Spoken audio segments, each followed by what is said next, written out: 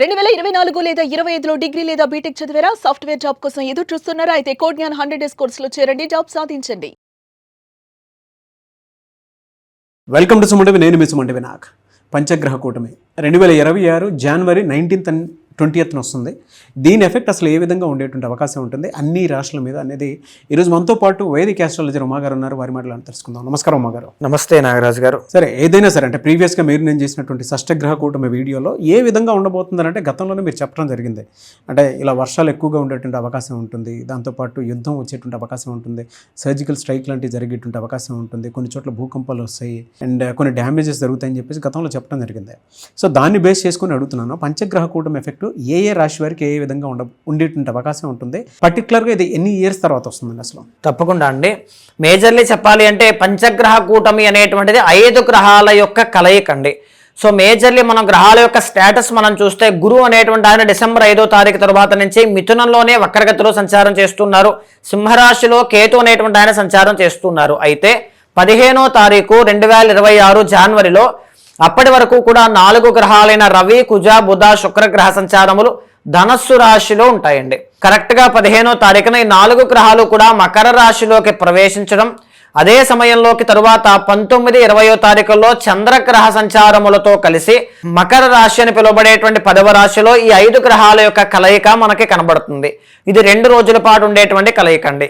దీనివల్ల ప్రధానంగా రాజకీయాల్లో మార్పులు కనబడతాయి, ఉద్యోగాల్లో లే ఆఫ్స్ కానీ, కొత్త ఉద్యోగాలు తీసుకోవడం కానీ, కొత్త తరహా వ్యవహారం అంతా కూడా సృష్టిలో స్టార్ట్ అవ్వడం కానీ జరుగుతుంది. అయితే ఈ యొక్క పంచగ్రహ కూటమి యొక్క ఎఫెక్ట్ అనేటువంటిది అన్ని రాశుల వాళ్ళకి విభిన్నమైన ఫలితాలు అనేటువంటివి కనబడతాయండి. ఆ 5 గ్రహాలు ఏమిటి అంటే రవి, కుజ, బుధ, శుక్ర, చంద్రగ్రహ సంచారములు. 19, 20వ తారీఖు దాటిన తర్వాత చంద్రుడు అనేటువంటి ఆయన మళ్ళీ కుంభంలోకి వెళ్ళిపోతారు కాబట్టి చతుర్గ్రహ కూటమి మకర రాశిలో కంటిన్యూ అవుతుంది. అయితే మేజర్లీ ఈ యొక్క గ్రహాల యొక్క ఎఫెక్ట్ అనేటువంటిది 4 రాశుల వాళ్ళకి అపారమైన రాజయోగాన్ని ఇస్తుంది, కొన్ని రాశుల వాళ్ళకి విపరీతమైన కష్టాలను తీసుకురావడం జరుగుతుందండి. ఎప్పుడెప్పుడు మారేటువంటి అవకాశం ఉంటుందండి గ్రహాలు ఇవి? సో మేజర్లీ రవి అనేటువంటి ఆయన సూర్య భగవానుడు మకర రాశిలో ప్రవేశించినటువంటి సందర్భాన్నే మనం మకర సంక్రాంతి అని పిలుస్తామండి. 15వ తారీఖున రవి అనేటువంటి ఆయన ధనస్సు రాశి నుంచి మకర రాశిలోకి ప్రవేశిస్తూ ఉన్నారు. శుక్రుడు అనేటువంటి గ్రహం 13వ తారీఖునే ధనస్సు నుంచి మకరంలోకి ప్రవేశిస్తోంది. అదే 15వ తారీఖు మకర సంక్రాంతి రోజు బుధ, కుజగ్రహ సంచారములు ప్రవేశిస్తున్నాయి. 18వ తారీఖు సాయంత్రము చంద్రుడు అనేటువంటి ఆయన ధనస్సు నుంచి మకరంలోకి ప్రవేశిస్తున్నారండి. ఇలా 19, 20వ తారీఖుల్లో 5 గ్రహాలు కలిసి పంచగ్రహ కూటమిగా ఏర్పడబోతుంది. ఇది ఎన్ని ఇయర్స్ తర్వాత జరగబోతుంది ఈ కలయిక అనేటువంటిది జనరల్ మనం ట్రాన్సిట్స్ మనం చూసుకుంటే మనకే అర్థమవుతూ ఉంటుందండి. రవి అనేటువంటి ఆయన నెలకు ఒకసారి మారుతూ ఉంటారు, కుజుడు అనేటువంటి ఆయన 45 రోజులకు ఒకసారి మారుతూ ఉంటారు, చంద్రుడు 2.5 రోజులకు ఒకసారి మారుతూ ఉంటారు. ఈ విధంగా గురువు అనేటువంటి ఆయన సంవత్సరానికి ఒకసారి, శని 2.5 సంవత్సరాలకు ఒకసారి మారుతూ ఉంటారు. ఈ కలయిక ఏదైతే ఉందో చూసారో నాగరాజు గారు, శని అనేటువంటి ఆయన మీన రాశిలో ఉండడం, గురువు మిథున రాశిలో ఉండడం, తర్వాత మిగతా గ్రహాలు మకర రాశిలోకే పంచగ్రహ కూటమి ఏర్పడడం లాంటిది 200 సంవత్సరాలకు ఒకసారి మాత్రమే ఇది జరుగుతుందండి. అప్పుడు మాత్రమే ఈ యొక్క కలయికలన్నీ కూడా సాధ్యమవుతాయి. మీరు చెప్పిన దాని ప్రకారం కనుక మనం చూసుకుంటే అండి, మకర రాశి వారికి ఏ విధంగా ఉండేటువంటి అవకాశం ఉంటుంది అండ్ ఈ 2026లో కనుక మనం చూసుకుంటే పంచగ్రహ కూటమి ఎఫెక్ట్ వాళ్ళ మీద ఏ విధంగా ఉండబోతుంది? తప్పకుండా అండి. మకర రాశి వాళ్ళకి ఏంటంటే మకర సంక్రాంతి తర్వాత 19, 20వ తారీఖుల్లో పంచగ్రహ కూటమి జన్మంలో అంటే మకరంలోనే పట్టబోతుందండి. అందులో ఉండేటువంటి 5 గ్రహాలు ఏమిటి అంటే రవి, కుజ, బుధ, శుక్ర, చంద్రగ్రహ సంచారములు. ఈ 5 గ్రహాల్లో మకర రాశి వాళ్ళకి ఈ యొక్క జన్మంలో అనుకూలించే గ్రహాలు ఏంటంటే 2 చంద్రుడు, శుక్రుడు. దీనివల్ల ఎలాంటి ఎఫెక్ట్స్ ఉంటాయి అంటే మొట్టమొదటిగా రవి అనేటువంటి ఆయన వస్తున్నారండి జన్మంలోకి. అనారోగ్యము అనేటువంటిది ఇచ్చే అవకాశాలు ఎక్కువ. ఎందుకంటే 8th లార్డ్ రవి జన్మలోకి వస్తున్నారు, జన్మస్థానానికి అధిపతి అయినటువంటి ఆయన 3వ స్థానంలో ఉన్నారు. దీనివల్ల ఏం ప్రాబ్లం వస్తుందంటే హెల్త్ ఇష్యూస్ అనేటువంటివి వచ్చే అవకాశాలు ఎక్కువ. ఆవేశంలో, కోపంలో తొందరపాటు నిర్ణయాలు తీసుకోవడం వల్ల అవకాశాలు అనేటువంటివి చేజారిపోతాయి. సో వాటి విషయాల్లో చాలా కేర్ఫుల్గా అడుగులు వేయాలండి. అష్టమాధిపతి ఇన్ఫ్లుయెన్స్ ఉంది మీ మీద కాబట్టి పనులన్నీ కూడా సకాలంలో పూర్తవ్వకపోవడం, ఏదో ఒక ఆటంకములు అనేటువంటివి రావడం కానీ, అనారోగ్య సమస్యలు ఇబ్బంది పెట్టడం కానీ జరుగుతాయి. తర్వాత విషయం, జన్మంలో కుజుడు కూడా ఉన్నారండి. కుజుడు ఎవరండి? మీకు 4th and 11th లార్డ్. దీనివల్ల రియల్ ఎస్టేట్ వ్యాపారం చేసేటువంటి వాళ్ళకి, కన్స్ట్రక్షన్ ఫీల్డ్లో ఉండేటువంటి వాళ్ళకి, లేకపోతే ఈ యొక్క కోర్టు సమస్యలు కానీ, ల్యాండ్ డిస్ప్యూట్స్ కానీ, మా ఇల్లు అమ్మాలనుకుంటున్నాం, మేము ఒక ఇల్లు కొనాలనుకుంటున్నాం, ఈ పరిస్థితుల్లో ఉన్న వాళ్ళకైతే సామాన్యంగా ఉంటుందండి. నాకు తెలిసి డిలే అయ్యే అవకాశాలు ఎక్కువ.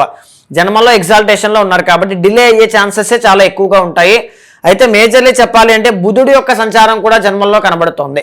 దీనివల్ల ఏంటంటే కుటుంబ సభ్యుల యొక్క కలయిక అనేటువంటిది ఆనందాన్ని కలగజేస్తుంది. బంధుమిత్రుల యొక్క కలయిక కనబడుతుంది. విందు వినోద కార్యక్రమాల్లో పాల్గొనడం కానీ, నూతన వస్త్ర యోగము, నూతన ఆభరణ యోగము, నూతన వాహన యోగాలు లాంటివి అద్భుతంగా కలిసి వస్తూ ఉన్నాయి. పాజిటివ్ కూడా ఉందండి. తర్వాత చెప్పాలి అంటే శుక్రబలం బాగుంది కాబట్టి సినీ నాటక కళారంగాలు కానీ, నృత్య గీత వాద్యాది రంగాలు కానీ, కళారంగంలో ఉండేటువంటి వాళ్ళకి మంచి అవకాశాలు ఆదరణ కనబడతాయి. ఎంత వచ్చినా సరే మీకు గురుబలము అనేటువంటిది లేదు కాబట్టి కొంచెం ఆర్థికంగా ఇబ్బంది పడతారండి. ఎక్కువగా ఇబ్బంది పడేటువంటిది ఆరోగ్యపరంగా, తర్వాత ఆర్థికంగా. మకర రాశి వాళ్ళకి మనం బాగా గమనిస్తే 2వ స్థానంలో మీకు రాహు ఉంటారు. 2వ స్థానంలో రాహు అంటే సేవింగ్స్ నిలబడడం అండి. విపరీతంగా ఖర్చులు అయిపోతుంటాయి. ఆ విషయంలో జాగ్రత్తగా ఉండాలి. ఎడ్యుకేషన్ విషయంలో జాగ్రత్తగా ఉండాలి అని చెప్పొచ్చు. ప్రధానమైన విషయం ఏంటంటే కష్టపడిన దానికి కూడా రిజల్ట్స్ రావడానికి మీరు చాలా కష్టపడతారు. అంటే మీరు కష్టపడతారు, ఆ రిజల్ట్ మీకే రావాలి, కానీ క్రెడిట్ వేరే వాళ్ళకి వెళ్తుంది. ఆ విషయంలో ప్రాబ్లం కనబడుతుంది. కొంచెం కేర్ఫుల్గా ఉండాలి. తర్వాత విషయం, జన్మంలో చంద్రుడు అనేటువంటి ఆయన కనబడుతూ ఉన్నారు.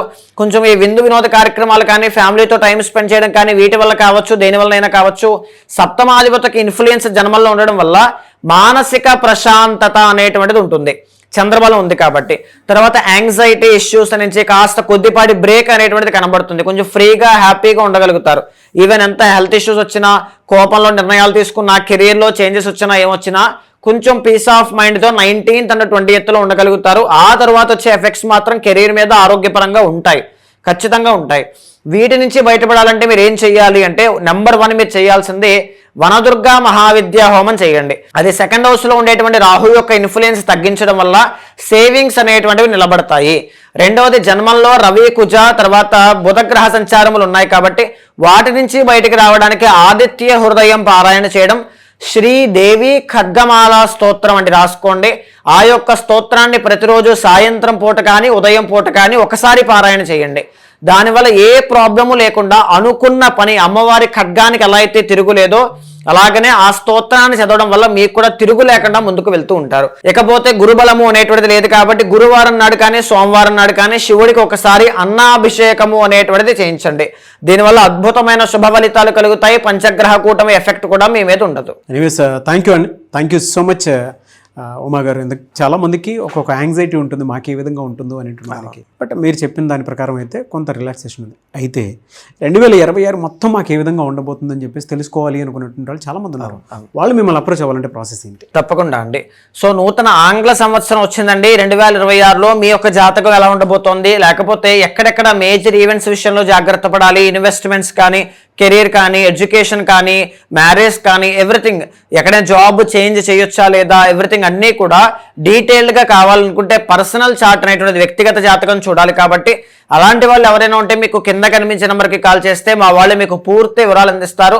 అపాయింట్మెంట్ తీసుకున్న తర్వాత మీ యొక్క జాతకాన్ని చూస్తూ గోచారంతో సమన్వయం చేస్తూ ఏదైనా దోషాలుంటే శాంతి పరిహారములు ఆచరింపచేసి భగవత్ అనుగ్రహం కలిగేలా చేస్తాను.